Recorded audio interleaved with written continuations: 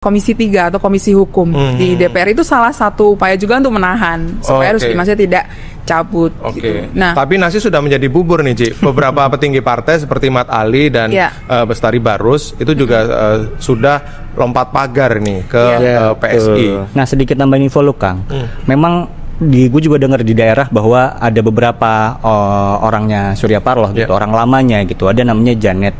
Atau biasa dikenal di Nasdem Ibu Jess gitu ya. Oke, oh dari Jawa Timur ini. Jawa Timur, betul. Nah, dia juga termasuk yang kecewa lah dengan kepemimpinannya Surya Paloh belakangan gitu, soal manajemen dan lain-lain. Padahal nih orang lama yang ikut membangun Metro TV bersama Surya Paloh gitu. Tapi kemudian ya karena situasinya dianggap Surya Paloh tidak lagi tidak lagi bisa memegang Nasdem gitu ya.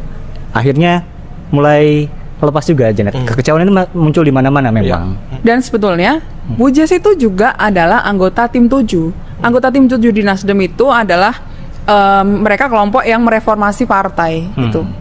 Ini adalah kelompok vital lah di dalam atau tim inti di partai gitu. Nah, kekecewaan beberapa orang di tim inti itu juga karena memang masuknya kader-kader muda itu kemudian menggantikan posisi kader-kader yang lama gitu.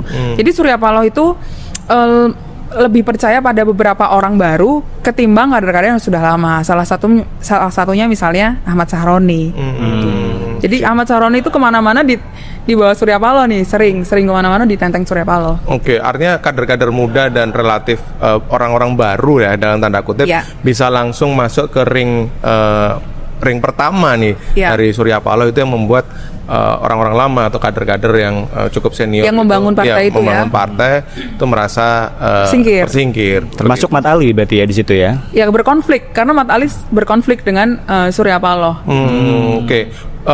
Bu Janet ini dari Jawa Timur ini juga masuk ke PSI kan ya, Ci? Info yang ku dengar. Ya, dia secara struktur tidak masuk ke PSI, tapi beberapa petinggi PSI mendekati Bu Jess ya, mendekati Bu Jess untuk masuk ke PSI. Bahkan ada pertemuan Kaisang, Ketua Umum PSI dengan Bu Jess gitu, dan mereka sudah membicarakan misalnya soal visi misi partai itu mau kemana, kemudian logo partai itu maknanya apa gitu, dan sudah sampai di situ. Dan ada permintaan bantuan dari PSI untuk Bu Jess itu masuk ke jaringan-jaringan, karena Bu Jess ini jaringan-jaringan di Jawa Timurnya kuat, terutama di ulama-ulama, di kiai-kiai gitu. Dan Jawa Timur itu kan sebetulnya adalah kebanyakan kantong-kantongnya PKB juga ada di Jawa Timur kan, dan PSI ingin masuk ke situ, ingin masuk ke kantong-kantong suara pemilih Islam yang dulu bukan menjadi segmennya PSI. Gitu. Tidak lagi jadi partai muda dong ya? Partai apa? Karena kan lu brandingnya partai muda ya. Iya dulu salah satunya adalah menggait anak-anak muda sebagai salah satu konstituennya gitu kan. Menarik juga tapi ya untuk melihat besok dengan kepemimpinan Mat Ali ini akan sebagai ketua harian ini akan kemana gitu ya. Iya, tapi ini mengingatkan kita pada periode pertamanya Jokowi dulu ketika Nasdem juga banyak mengambil kader-kader PDIP yang jadi kepala daerah. Ikut bajak-bajak juga ya dulu ya. Tapi waktu itu kan caranya berbeda. Caranya berbeda. Ya kan.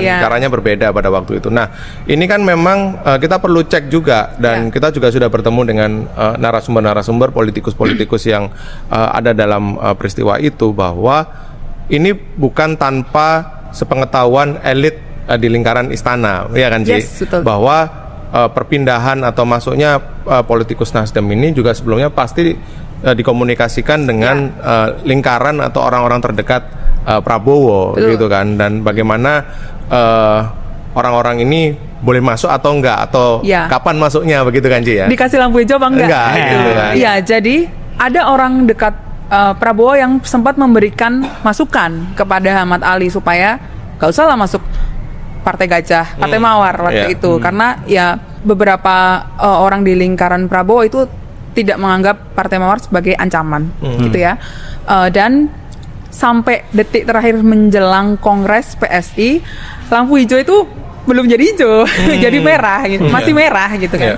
Sampai akhirnya ada dealing bahwa ketika Ahmad Ali masuk ke PSI, Ahmad Ali akan menjaga supaya PSI ini tidak mendukung atau mendorong Gibran menjadi lawannya Prabowo nanti di 2029 atau sebagai capres gitu. Jadi kan Prabowo akan capres 2 kali, akan maju dua kali. Ya. Dan Ahmad Ali serta Jokowi menjamin supaya PSI ini tidak akan mendorong Gibran untuk berhadapan-hadapan dengan Prabowo. Maka di situ Ahmad Ali mendapat lampu hijau. Iya, iya. Tapi kita perlu memberikan konteks kepada pemirsa Bocor Halus Politik juga. Ya. Kenapa ada upaya atau mungkin menggaransi PSI tidak akan mencalonkan Gibran sebagai calon presiden di 2029. Kita pasti ingat bahwa pada 2029 presidensial threshold atau ambang batas presiden itu 0%. Ya, betul. Artinya Betul. setiap partai politik itu bisa mencalonkan kandidatnya atau Ya. memiliki calon presiden. Dengan demikian, partai seperti PSI itu kan bisa mencalonkan atau mengusung calon sendiri. Mereka kan kemarin di 2024 itu mungkin sekitar 3%-an lah ya, Ya. hampir 4%, Tidak tapi memang tidak lolos ke DPR. Nah, dengan modal 3% ini tentu bisa. Nah, ini karena tidak ada lagi ambang batas sehingga mereka Ya. bisa punya calon presiden sendiri atau kandidat sendiri. Ingat nggak Kang, Jokowi belakangan itu menggaransi atau bilang bahwa dia akan mendukung Prabowo dan Gibran di periode 2029. selanjutnya Ya. atau di Pilpres 2029. Ya. Itu adalah latar belakang cerita yang tadi itu latar Ya. belakang kenapa Jokowi menyampaikan itu. Ya, Jaminan ya. jaminan. Di antaranya juga supaya PSI tidak diganggu oleh Oke. partai lain termasuk Gerindra. Oke, menarik. C, G, ini kan berarti kita juga sudah mengumpulkan ya bagaimana peran Jokowi yang sangat signifikan dalam menarik kader-kader Nasdem yang bedol desa nih ke Ya. PSI. Betul. Jadi Bro Rikang dan Bro Egy, Jokowi memang punya peran Ya. dalam upaya membesarkan PSI, terutama soal bajak membajak. Selain menarik Mat Ali, membujuk Mat Ali untuk masuk dalam struktur PSI, Jokowi juga bertemu dengan sejumlah kader dari partai lain, terutama dari Nasdem, yang akan masuk ke struktur PSI. Oke. Salah satunya Bestari Barus. Halo teman-teman, seperti biasanya kembali saya membacakan komentar dari para netizen, di mana di video sebelumnya ada banyak tanggapan yang sangat berbeda-beda. Maka dari itu saya mulai dari komentar yang pertama dari Harunif Mendi mengatakan kalau gajah bisa mengalahin banteng, penggal leher hanya gomrolan iblis yang masih dukung keluarga Jokowi. Kaisang lebih baik dagang pisang, jangan ketua partai PSI. Inilah keluarga luar biasa dari Solo, dari tukang mebel, penjual martabak, penjual pisang, ceres penyet. Nah, politik dadakan, PSI, tokoh juga kemarin yang menghancurkan partai-partai yang ada sekarang. Nah, karena belum kalian petik enak saja mau berkuasa terus. Baru ada Ahmad Ali itu pencilat pada yang punya duit. Ndak usah bersaing dengan partai besar, bersaing dengan partai baru saja seperti Partai Gerakan Rakyat saja. Pada pemilu tahun 2029 belum tentu menang. Nah, kemudian dari Nasir Pelawi mengatakan masih nggak sadar rakyat ini bagaimana dengan terang-terangan kita melihat bagaimana Jokowi rakus kekuasaannya, bagaimana dia memaksakan anak dan menantunya menjadi pejabat di negeri ini. Memang kada ada manusia yang tidak punya hati nurani. Ada orang yang telah menolong jadi besar malah dijadikan musuh sampai turun-temurun. Nah, dari Topaja mengatakan sejarah paling memalukan bagi Indonesia di mata dunia, ada bocil kemarin sore baru hari menjadi member langsung jadi ketua geng. Partai yang gak masuk DPR mulai berulah palingan isinya pengincar jabatan dan uang, sudah kebaca. 10 tahun dibohongin masih kurang malah diteruskan dan dipuja-puja. Nah, negara lagi morat-marit dengan banyak masalah mengenai kebutuhan rakyat jelata yang semakin terpinggirkan, kok malah sedih mikirin pilpres berikutnya dan ingin tetap berkuasa. Nah, Ibu Jess dulu ketua DPW Nasdem Jatim saat Anies Muhaimin yang saat itu didukung PKS, PKB, Nasdem, sehingga Ibu Jess banyak kenal dari PKB. Nah, di sisi lain salut dari nol jadi penguasa, kemudian ingin tetap berkuasa di sisi lain agar bagaimana begitu. Nah, pelaut yang ulung lahir dari laut yang berombak, bukan lahir 3 hari terus jadi ketua umum. Semoga rakyat Indonesia pada sadar bahwa DPR sudah mulai tidak mewakili rakyat. Orang Jatim gak sebodoh itu, banyak yang jatuh miskin gara-gara kebijakan 10 tahun kemarin. Yang dapat bansos pun banyak yang sadar, apalagi buat para ulama, sangat besar buat ekonominya. Nah, kemudian dari Pranomo mengatakan jual pisang nggak laku. Es Doger nggak jelas, Persis Solo mau degradasi mimpin PSI nggak bahaya. Amerika takut kalau Gibran memimpin bakal nekat kayak Pak Jokowi lawan Amerika, rebut saham. Makanya di mati-matian presiden lain mana berani sama Amerika, jadi Soros mesti bergerak. Sebagai rakyat, saya pilih banteng ketimbang gajah. Kalau tidak curang, suaranya hanya 1%. Partai Siluman Indonesia, ketumnya 1 bulan masuk partai langsung ketum. Partai Karbitan mau lawan partai sudah bangkotan. Nah, kemudian dari Inalia mengatakan, apapun ceritanya, banteng gak usah diragukan lagi. Kalau jatuh itu hal biasa, dia sudah biasa jatuh bangun banteng.